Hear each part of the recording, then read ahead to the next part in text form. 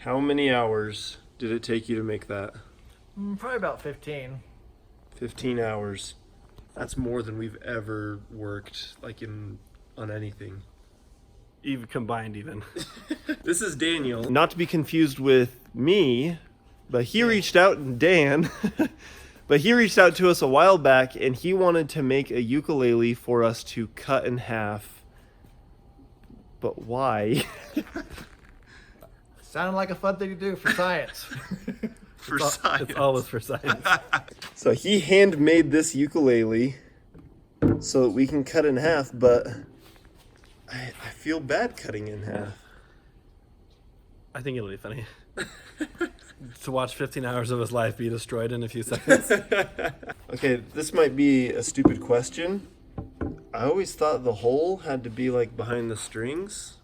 So I want to do it a little bit differently. So I put the hole kind of on the top area. Does it change the sound doing that? I don't think it really does. Some people might disagree, but I don't think it changes the sound. And he's YouTube's foremost ukulele expert. It's kind of true. For building, at least. I built all sorts of weird things. Do you have a tight seal on that hole? Here, let me. I'm not like a flex tape seal. Okay, that sounded a little duller. So it like takes out some of the reverb from it. Is that right? Yeah, it could just a little bit. Did I use the correct words?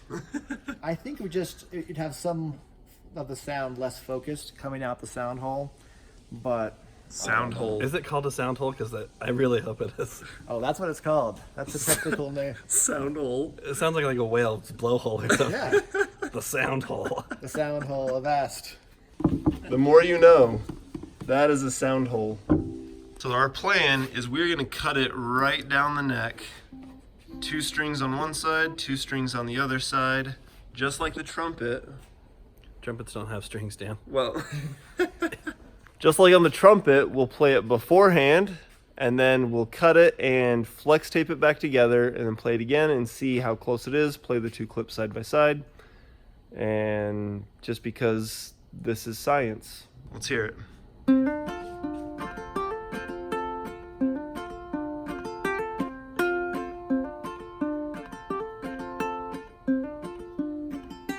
He's good. He's a little better than you. A little, yeah. I guess next step is cutting it.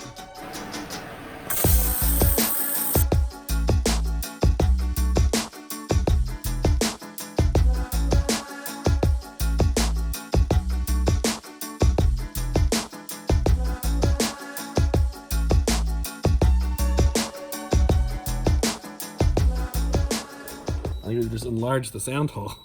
Let's reveal it. Let's see if this is top-notch craftsmanship or if this is just really shoddy inside. Uh-oh. You a little nervous now? Oh, You got all this sand in it. look at that.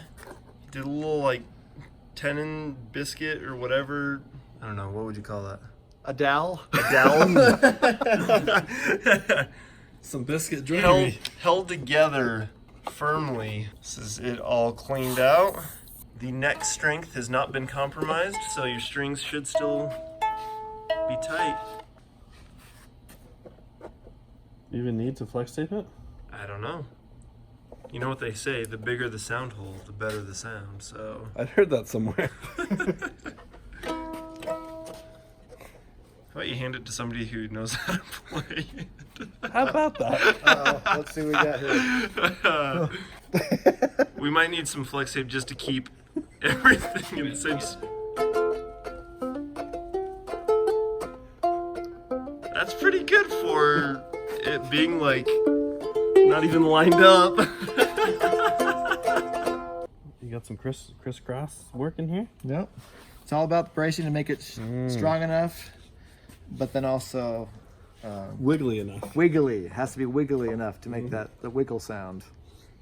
The wiggle sound. He's one of the wiggles.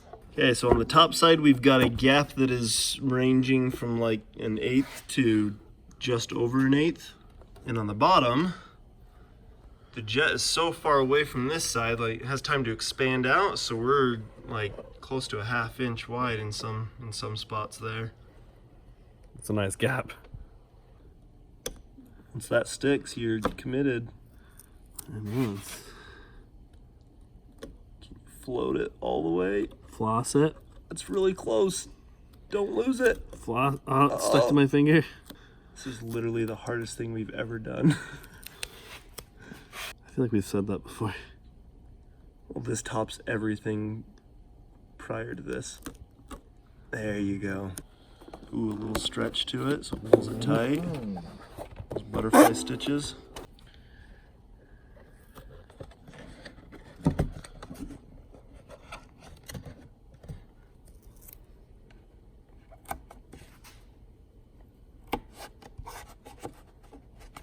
And that is about as far as we're going to take the taping, because we don't want to cover up all of our new sound holes, because you know what they say about the sound hole? The bigger the sound hole, Oh yeah. the better the sound. I feel like I heard that somewhere. Is it in tune? So Mark will be pretty close. I'll check it out on a tune with a tuner, but let's see what we got here. To the untrained ear, it sounded spot on. My dog had fleas for sure. Ooh, the tuning machines are a little gritty. You can hear the sand gritting in them when you turn them. Hey, that was Hey! sounds pretty good. We nailed it.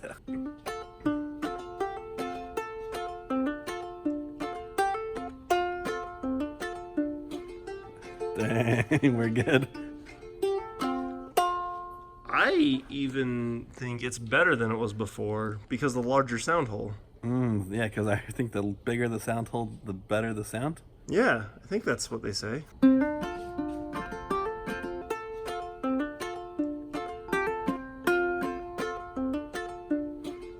So that answers that question that everybody had. Cutting a ukulele in half and flex taping it back together does make it better.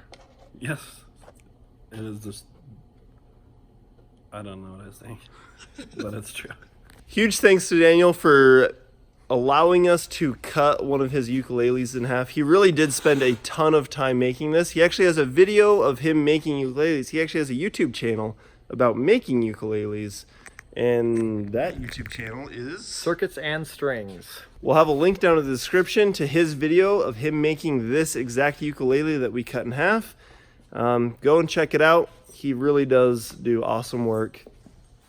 I'm impressed with this one. And he went fast on this one and didn't really do like expensive materials or anything because he knew it was going to get cut.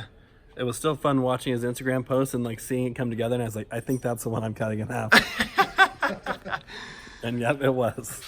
But he's got much nicer ones than this that you guys should go check out on his channel. Really cool stuff. You want to play us out here, Daniel? Absolutely.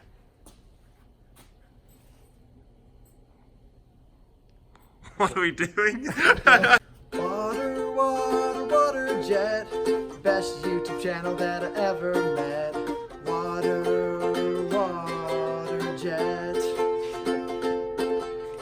If you subscribe, it'll all be well. Make sure that you click that bell.